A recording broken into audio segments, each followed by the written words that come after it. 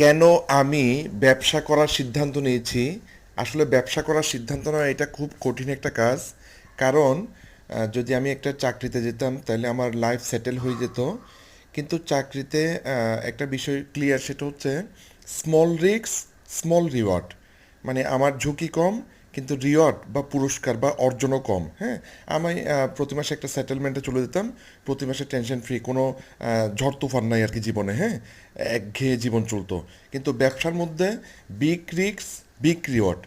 ব্যবসাতে এমনও হতে পারে যে আমার সফলতা অনেক বছর লেগে যেতে পারে, কিন্তু রিওয়ার্ড যেটা অর্জন সেটাও কিন্তু বিশাল। হ্যাঁ, এবং ব্যবসাতে কন্টিনিউ উত্থান পতন থাকবে। হ্যাঁ, কখনো এক নিয়মে চলবে না, একবার উত্থান একবার পতন এভাবে চলবে। মানে স্টেবল না আর কি, কিন্তু বিগ রিওয়ার্ড। যদি সফল হতে পারি তাহলে অনেক বড় কিছু সফল হতে পারবো। জীবন যেহেতু একটাই, সেজন্য বড় কিছু হওয়ার সিদ্ধান্ত নিয়েছি।